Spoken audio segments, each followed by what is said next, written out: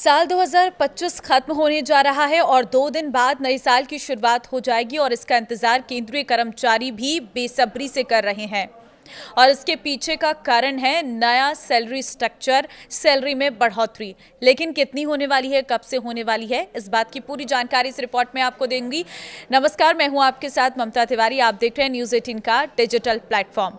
1 जनवरी 2026 से देश में तमाम नियमों में बदलाव के साथ ही 8वां वेतन आयोग भी लागू हो सकता है और इसे लेकर केंद्रीय कर्मचारी और पेंशनर ये जानने के लिए उत्सुक हैं कि इसके लागू होने पर उनकी सैलरी में कितनी बढ़ोतरी होगी, कितना पैसा बढ़ेगा, उनके महंगाई भत्ते यानी डीए में क्या चेंजेस होने वाले हैं और बकाया एरियर का पेमेंट कब किया जाएगा। तो साल 2026 का आगाज केंद्रीय कर्मचारियों के लिए बड़ा बदलाव लेकर आने वाला है।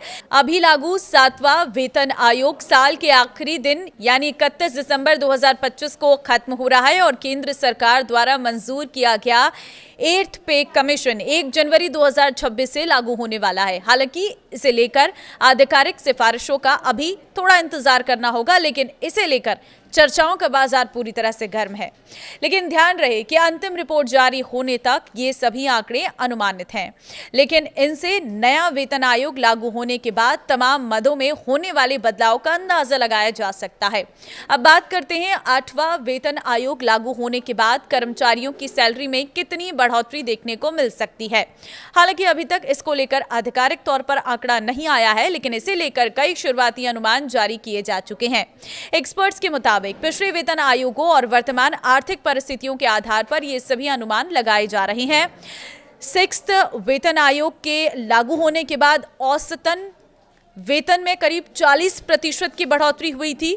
वहीं 7वें वेतन आयोग ने 2.57 के फिटमेंट फैक्टर के आधार पर लगभग 23 से 25% की वृद्धि की थी। 8वें वेतन आयोग के लिए प्रारंभिक अनुमानों से पता चलता है कि वेतन में 20% से लेकर 35% तक का इजाफा देखने को मिल सकता है। सैलरी तय करने में अहम माने जाने वाले फिटमेंट फैक्टर 2.4 और 3.0 के बीच रहने की उम्मीद है। इससे खास तौर पर न्यूनतम और एंट्री लेवल पर सैलरी में अधिक वृद्धि हो सकती है। हालांकि एक्सपर्ट्स ये भी बताते हैं कि सिर्फ अनुमान है, गारंटी नहीं। कई आर्थिक और वित्तीय कारकों पर यह निर्भर करता है।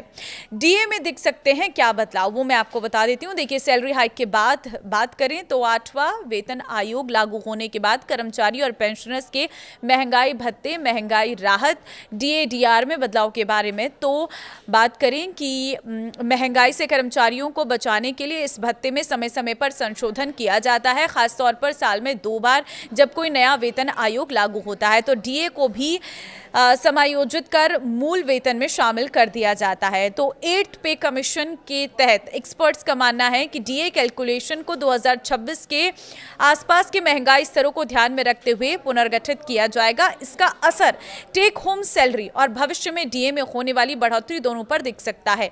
तो बकाया एरियर का क्या होगा, ये आपके मन में सवाल होगा। जब भी कोई नया वेतन आयोग लागू होने पर बकाया राशि का भुगतान आमतौर पर पहले लागू पे कमीशन की तरह ही किया जाता है।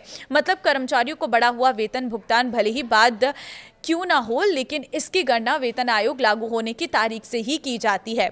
कब खातों में आ जाएगा बढ़ा हुआ पैसा, ये एक और सवाल है, क्योंकि क्या 8वां वेतन लागू होते ही बढ़ा हुआ पैसा खाते में आने लगेगा।